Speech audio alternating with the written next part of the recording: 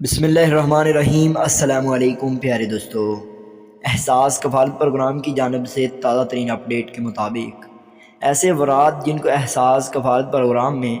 ایک امداد تو مل گئی ہے لیکن دوسری امداد کے لیے نااہل قرار دیا گیا ہے، یا پھر ایسے لوگ جن کو ابھی تک امداد ہی نہیں ملی ہے، ان لوگوں کے لیے بہت ہی بڑی خوشخبری ہے۔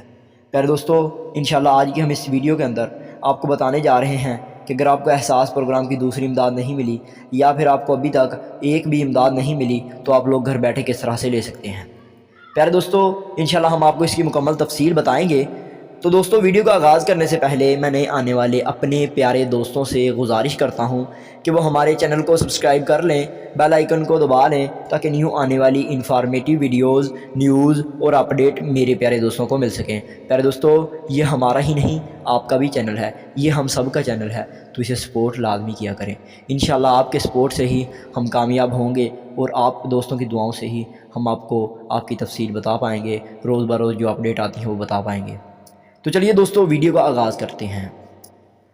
دوستو، جو سب سے بڑی نئی اپڈیٹ آئی ہے اس کے مطابق ایسے افراد جن کو احساس کفالت پروگرام کی جانب سے نااہل قرار دیا گیا ہے، اور وہ لوگ جن کو احساس کفالت پروگرام کی پہلی امداد نہیں ملی، یا وہ لوگ جن کو پہلی امداد مل گئی ہے لیکن دوسری امداد کے لیے نااہل قرار دیا گیا ہے، یعنی کہ احساس کی طرف سے پہلی امداد تو دی گئی لیکن بعد میں جب انہوں نے اپنی اہلیت چیک کروائی تو انہیں نااہل قرار دیا گیا۔ انشاءاللہ آپ لوگوں نے ایک چیز ویڈیو کو دیکھنے کے بعد اہل ہونے کا طریقہ دیکھ لیں گے۔ پر دوستو، سب سے پہلے میں آپ کو بتانا چاہوں گا کہ اگر آپ لوگوں کو احساس کی جانب سے دوسری مرتبہ نااہل کیا گیا ہے تو اس کی کون کون سی وجہ ہو سکتی ہے۔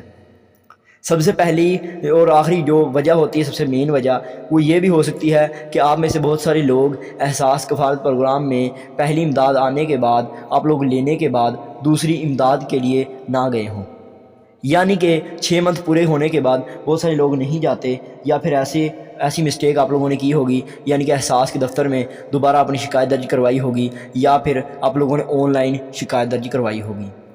بہت سارے لوگ احساس کی پہلی امداد ملنے کے بعد 6 منتھ پورے نہیں ہوئے ہوتے اور شکایت درج کروانا شروع کر دیتے ہیں، سروے کے لیے اپلائی کرنا شروع کر دیتے ہیں، تو اسی جھنجھٹ میں انہیں نااہل قرار دیا جاتا ہے۔ اس کی ریزن کیا ہوتی ہے؟ اس کی بڑی وجہ یہ ہوتی ہے، جب احساس کی ٹیم آپ کا سروے والا اپیل جو شکایت ہوتی ہے، وہ جب دیکھتی ہے کہ اس بندے نے شکایت کی ہے حالانکہ یہ ہم سے پہلی امداد لے چکا ہے، یا پھر وہ جب دیکھتی ہے تو آپ لوگوں کا دوبارہ سے سروے کرنے لگ جاتی ہے کہ اس کی کیا مسٹیک ہے، کیا غلطی ہے، کہیں کسی دوسرے بندے نے تو پیسے نہیں لے لیے اس بندے کی جگہ ہے۔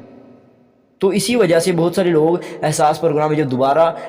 رجسٹریشن کی جاتی ہے یا سروے کیا جاتا ہے تو انہیں نااہل قرار دیا جاتا ہے۔ اور اس کی بڑی وجہ یہ بھی ہے کہ بہت سارے لوگ جب دوبارہ سروے کے لیے اپلائی کرتے ہیں تو احساس کی ٹیم یہ سمجھتی ہے کہ کہیں دوسرے بندے نے، کسی دوسرے تیسرے بندے نے احساس کے پیسے لے لیے ہیں، اور اگر ہم اسے نااہل نہیں کریں گے تو یہ بندہ، دوسرا بندہ ہے، وہ پیسہ دیتا رہے گا اور اصل بندے کو پیسے نہیں ملیں گے۔ اب بات کرتے ہیں کہ اگر آپ بھی احساس پروگرام کی پہلی دوسری امداد کے لیے نااہل قرار دیے گئے ہیں تو کس طرح سے اپلائی کر سکتے ہیں۔ پیارے دوستو، اس کے لیے سب سے پہلے آپ لوگ احساس کفالت پروگرام کے دفتر کے اندر جائیں گے اور اپنی جا کر رجسٹریشن کروائیں گے۔ اگر وہاں پر آپ لوگوں میں کوئی بھی میرا ایسا بھائی جو احساس کے دفتر جاتا ہے اس کی کوئی بات نہیں سنتا، یا آپ کے قریب کوئی احساس کے دفتر نہیں ہے، تو بے نظیر کے دفتر بڑی دیر سے کھلے ہوئے ہیں اور وہاں پر رجسٹریشن کی جا رہی ہے، اور وہاں پر آپ لوگوں سے بہت سارے لوگ بدتمیزی نہیں کرتے، تمیز سے پیش آتے ہیں اور بہت ہی سلیقے کے ساتھ بات کرتے ہیں۔ آپ لوگ وہاں پر جا کر رجسٹریشن کروا سکتے ہیں۔ اور دوسری بات، احساس پروگرام میں جو نااہل افراد ہیں ان کے لیے اپیل کرنے کا طریقہ بھی آیا ہے، آپ لوگ احساس کی ویب سائٹ پر دیکھ سکتے ہیں۔